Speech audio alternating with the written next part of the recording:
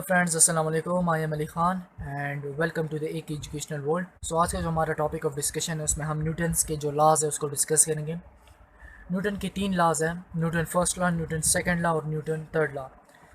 तो आज के वीडियो में इसको डिस्कस करेंगे। विदाउट वेस्टिंग द टाइम अपने लेक्चर को शुरू करते हैं। सो सबसे पहले न्यूटन फर्स्ट लॉ। सो न्यूटन फर्स्ट लॉ की स्टेटमेंट ये है कि in the absence of external net force a body at rest will remain at rest or a body in motion will continue its motion along a straight line. Right, देखिए force एक agent है जो कि एक body के अंदर motion cast करता है। ठीक है जी। अब इस स्टेटमेंट में जो न्यूटन ने कहा हुआ है कि in the absence of external net force, ठीक है, ये देखिए in the absence of external net force, यानी फोर्स नामी एक चीज़ को अगर हम बिल्कुल हमेशा के लिए ख़त्म कर दें तो फिर क्या होगा कि a body at rest will remain at rest. ठीक है, एक बॉडी अगर रेस्ट में होगी वो हमेशा के लिए एट रेस्ट में होगी, और a body in motion will continue its motion along a straight line. अब इसके देखिए दो पार्ट्स है स्टेटमेंट के। अब जब हम नॉर्मल लाइफ में देखते हैं, यानी मैं आपको बता लेता हूँ, a body at rest will remain at rest.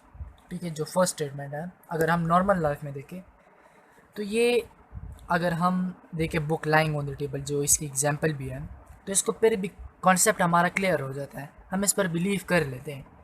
यानी इसकी जो फर्स्ट पार्ट ऑफ स्टेटमेंट है उसमें ये कह रहे हैं कि फोर्स नामी चीज़ को हमने हटा दी तो एक चीज़ अगर हम उसको रेस्ट में रखेंगे वो हमेशा के लिए रेस्ट में रहेगी तब तक जब तक हम उसके ऊपर कोई फोर्स अप्लाई नहीं करते हैं। यानी book lying on the table, for example मैंने एक बुक को, ये जो आपके सामने कॉपी पड़ी हुई है, ये पेन पड़ा हुआ है, ये कैलकुलेटर पड़ा हुआ है। सो अगर मैं इसको यहाँ पर इस तरह छोड़ दूँ रेस्ट पर, जब तक मैं इसके ऊपर फोर्स नहीं लगाऊंगा ये अपनी जगह से नहीं हिलेगी। ठीक है, अगर मैं इसके ऊपर फोर्स ना लगाऊं और मैं इसको यहाँ पर छोड़ दूँ और मैं इसको 1 घंटे बाद, 2 घंटे बाद, 10 साल बाद, 50 साल बाद भी अगर मैं इसको देखूँ इसी जगह पर, पेन, कैलकुलेटर और नोटबुक इसी जगह पर पड़ी होगी। क्यों? क्योंकि इसके ऊपर मैंने फोर्स नहीं लगाया।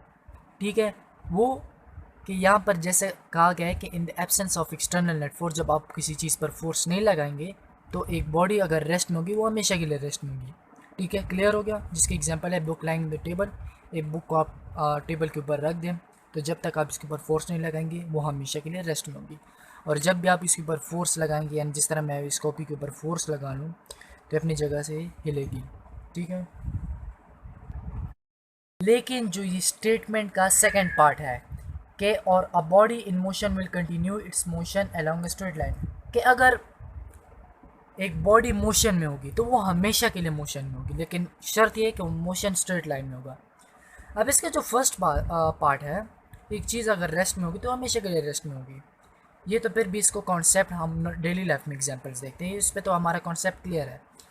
लेकिन ये जो सेकंड इसका पार्ट है कि ऑब्जेक्ट अगर मोशन में होगा हमेशा के लिए मोशन में होगा स्ट्रेट लाइन में, तो ये थोड़ा सा कन्फ्यूजिबल है क्योंकि हम नॉर्मल लाइफ में ऐसा कुछ नहीं देखते हैं।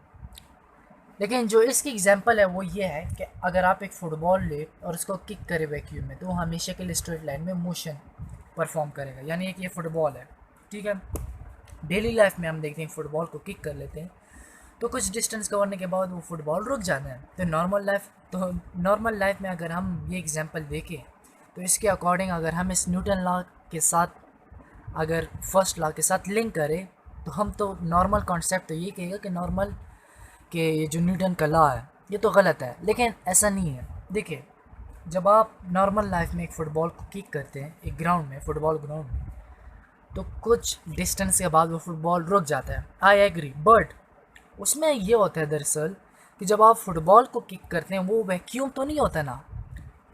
अब जो फुटबॉल ग्राउंड है आपने लिया वहाँ पे एयर भी मौजूद होगी, ठीक है जी, एयर मौजूद होगी, लेकिन इसमें हम डिस्कशन करते हैं वैक्यूम की।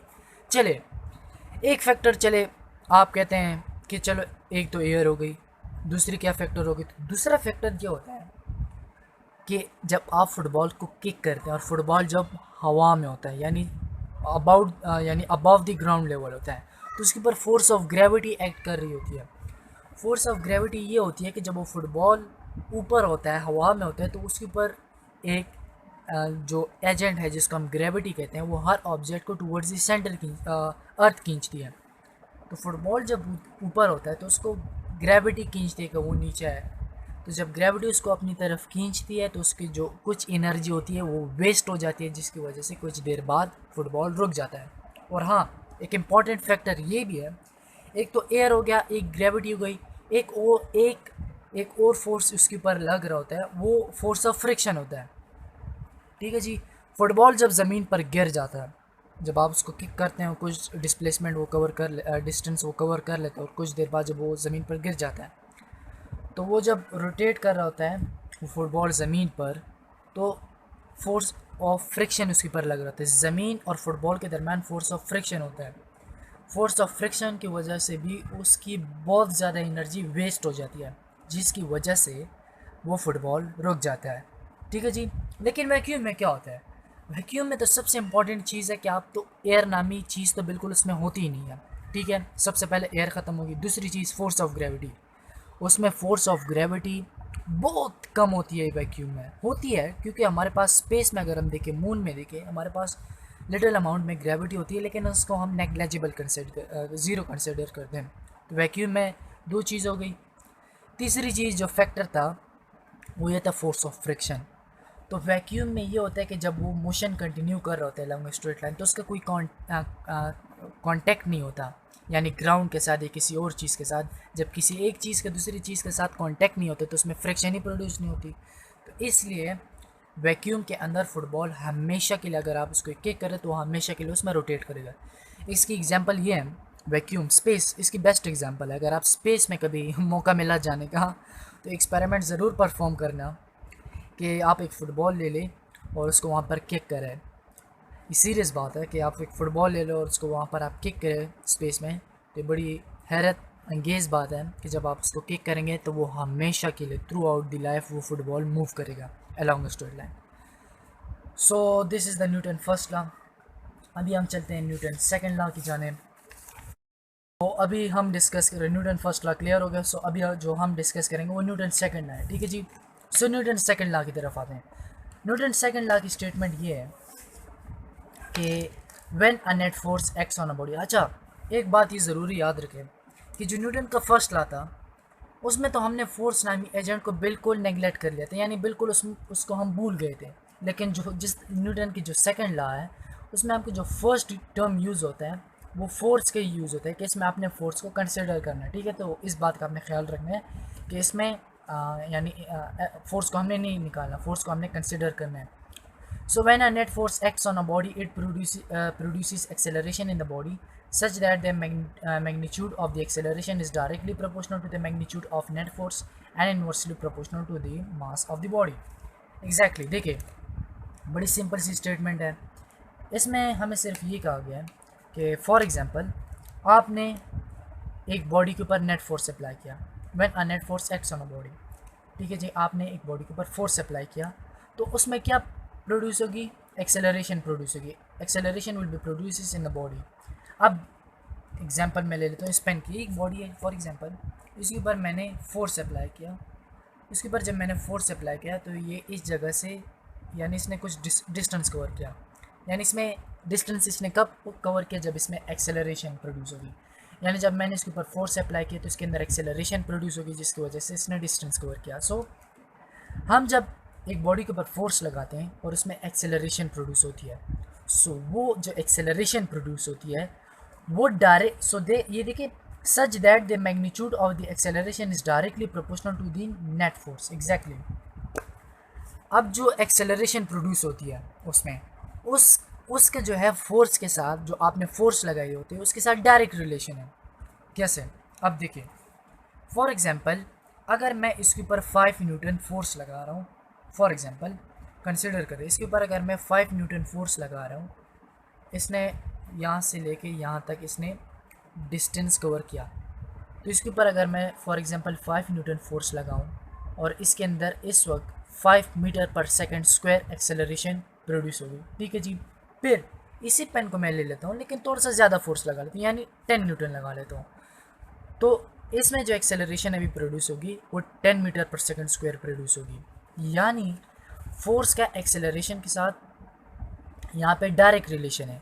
अगर आप ज़्यादा फोर्स अप्लाई करेंगे तो ज़्यादा एक्सेलरेशन प्रोड्यूस होगी एक बॉडी के अंदर, और अगर कम फोर्स अप्लाई करेंगे तो कम एक्सेलरेशन उसके अंदर प्रोड्यूस होगी।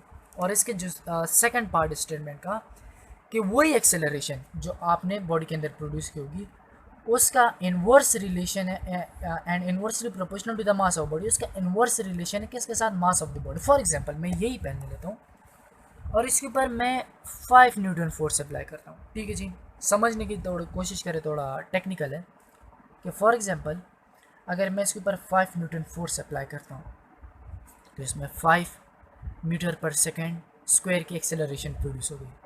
और इसका मास फॉर एग्जांपल अब इसका मास देखें और इसके कंपेयर मैं कैलकुलेटर को ले लेता हूँ, तो कैलकुलेटर का जो मास है comparatively with the pen, it's the mass of the calculator is huge, यानी जो कैलकुलेटर का मास है वो ज़्यादा है, डेफिनेटली पेन से ज़्यादा है।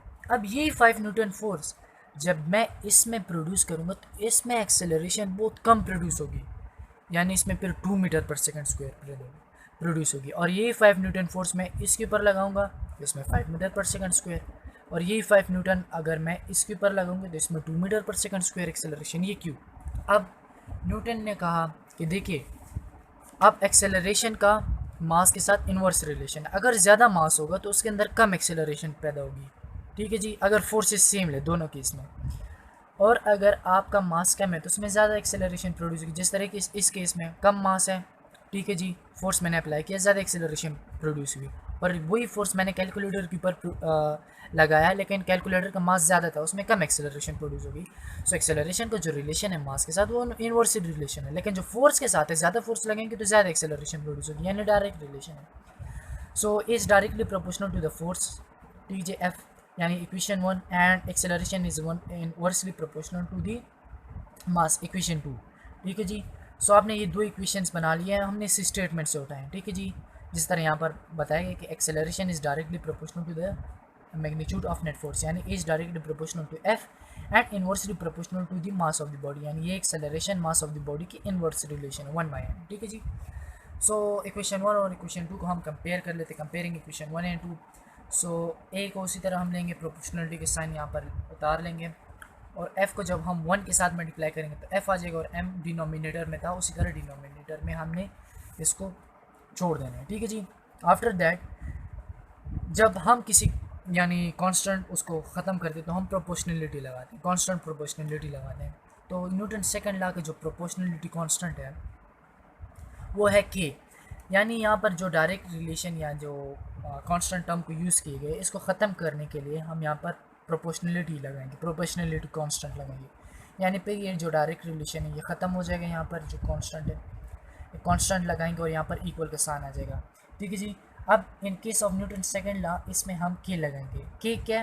Proportionality constant of Newton second law, simple, जिसकी वैल्यू है 1, यानी when multiply with any number gives you that number through which you multiply, यानी 1 को आप किसी भी नंबर के साथ मल्टीप्लाई करें तो जिस नंबर के साथ आपने मल्टीप्लाई किया होता है वही वैल्यू आपको पास आती है। यानी फॉर एग्जांपल ये के इसकी क्या वैल्यू है 1 वैल्यू ऐसा यूनिट में। फॉर एग्जांपल ये सोच ले कि यहाँ पर 1 है, के नहीं है, तो 1 मल्टीप्लाई विद एफ क्या आएगा? एग्जैक्टली वही एफ आएगा।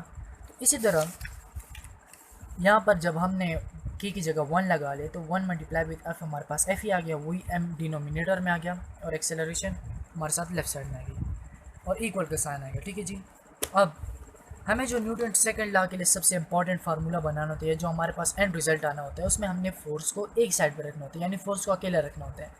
सो यहाँ पर फोर्स अकेला नहीं है, उसके साथ डिनोमिनेटर में मास का टर्म है। सो मास का टर्म को ख़त्म करने के लिए यहाँ पे डिनोमिनेटर में डिवीजन में सो मल्टीप्लाई करेंगे, यानी multiplying M on both side. So ये एम ए के साथ भी मल्टीप्लाई होगा, एफ के साथ भी मल्टीप्लाई होगा। So A multiply with M and F by M multiply with M, so M M cancel हो जाएगा, अकेले एफ रह जाएगा, और ए को जब हम एम के साथ मल्टीप्लाई करेंगे ए एम या एम ए। ठीक है जी, लेकिन इसको थोड़ा सा हम रीअरेंज कर लेंगे ताकि हम फोर्स को लेफ्ट साइड पर ले आएँ और जो मास और एक्सेलरेशन उसको लेफ्ट साइड पर लें। So F is equal to M A. ठीक है जी, इस तरह भी ठीक है, लेकिन ये थोड़ा प्रॉपर टर्म है, कन्वेंशनली भी हम इसको इस तरह यूज़ करते हैं। सो दिस इज़ द इक्वेशन 3। अब इक्वेशन 3 क्या? Equation 3 is the mathematical form of Newton second law of motion. जब आपने इस तरह की इक्वेशन ले आई डेरिवेशंस के बाद, मैथमेटिकल इक्वेशन आपने कर ली, तो यहाँ पर आप स्टॉप हो जाएंगे, क्योंकि इक्वेशन 3 जो आपने F is equal to M L I, ये मैथमेटिकल फॉर्म है न्यूटन सेकंड लॉ की, यानी force is equal to the magnitude of mass of the body and acceleration produce in the body. ठीक है जी, F is equal to M. So after that second law भी clear हो गया। अब जो सबसे आखिरी लॉ है, और देखिए ये न्यूटन्स के जो लॉज है ये भी बड़े इंपॉर्टेंट है, क्योंकि जो आपकी बुक में है सिर्फ 3 लॉज हैं, Newton first law, Newton second law.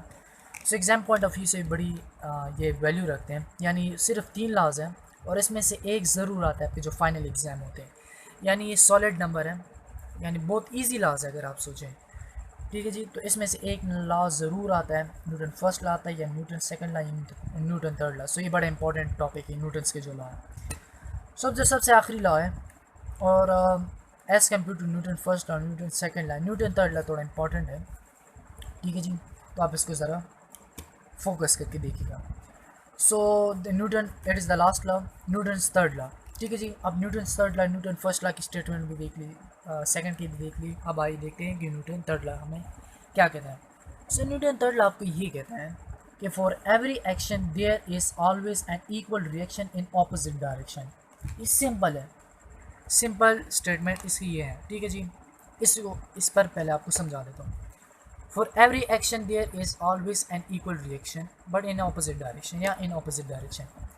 जब भी आप एक एक्शन परफॉर्म करते हैं किसी बॉडी पर या किसी चीज़ पर भी, तो जवाब में आपको क्या मिलता है, रिजल्ट में आपको क्या मिलता है कि जिस बॉडी पर आपने, यानी आपने उसके ऊपर जो एक्शन परफॉर्म किया होता है, एज ए रिज़ल्ट वो आपको रिएक्शन वो आपको दे देते हैं, जो आउटपुट वो आपको देते हैं वो भी आपको रिएक्शन देते हैं, यानी एक्शन देते हैं, लेकिन ऑपोजिट डायरेक्शन में होते हैं। फॉर एग्जांपल, अभी हम इसके एग्जांपल में डिस्कस करेंगे, लेकिन मैं अगर आपको सिंपल ये समझा दूँ,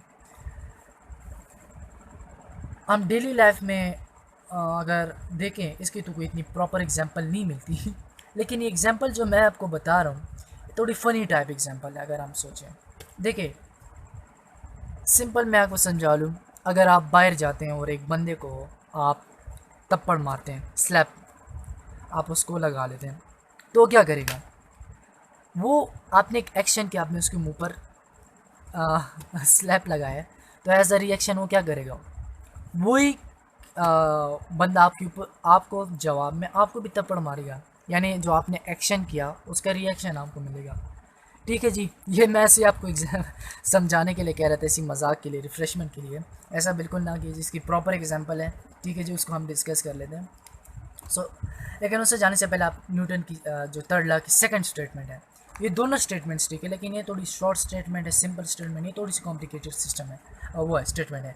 सो सेकंड स्टेटमेंट ये कहता है, when one object exert a force on a second object, जब एक ऑब्जेक्ट एक फोर्स अप्लाई करता है सेकंड ऑब्जेक्ट के ऊपर, वो सेकंड ऑब्जेक्ट जवाब में क्या करते हैं, the second object exert a force on the same magnitude but in opposite direction of the first object. जब आप एक ऑब्जेक्ट के ऊपर फोर्स अप्लाई करते हैं, ठीक है जी, तो सेकंड ऑब्जेक्ट आपको जवाब में, आउटपुट में क्या देते हैं, वो भी आपके ऊपर फोर्स अप्लाई करता है। जितना फोर्स आपने उसके ऊपर अप्लाई किया होता है उतना फोर्स वो आपके ऊपर भी अप्लाई करता है, लेकिन सिर्फ फ़र्क ये होता है कि वो ऑपोजिट डायरेक्शन होता है। ठीक है जी, फर्स्ट ऑब्जेक्ट की सिंपल इसमें है। ठीक है जी, कि when one object exert a force on a second object, the second object exert a force on of same magnitude होती है, लेकिन सिर्फ फर्क ये होता है opposite direction with the first object होती है। इसकी एग्जांपल क्या है, हम डेली लाइफ में फुटबॉल खेलते हैं। ठीक है जी, अब फुटबॉल में अब क्या होता है कि आपने जब एक फ़ुटबॉल को आप किक करते हैं, ठीक है जी, अब आपने एक फ़ुटबॉल को किक किया, देखिए when a football is kick the foot exert a force F. अच्छा ये ले, फॉर एग्जाम्पल आप अपने जो फुट है आप इसको ए कंसिडर कर लें, यानी एक ऑब्जेक्ट कंसिडर कर दें अपने पैर को, ये ए ऑब्जेक्ट है और फुटबॉल ऑब्जेक्ट बी है। तो आप जब इसको किक मारते हैं, यानी जब आप इसके ऊपर फोर्स लगाते हैं, तो इसका मतलब क्या हुआ कि ए बी के ऊपर फोर्स लगा रहे हैं, आपने इसके ऊपर फोर्स लगाया ना। फॉर एग्जांपल अगर आप ए हैं और फुटबॉल बी है, तो आपके पैर ने फुटबॉल के ऊपर वो लगाया, फोर्स लगाया, तो आप जब इसको किक करते हैं तो फुटबॉल आगे की तरफ जाते हैं। यानी देखिए एफ मीन्स फोर्स, और फोर्स किसने लगाया, ए ने बी के ऊपर लगाया, ए ने बी के ऊपर लगाया।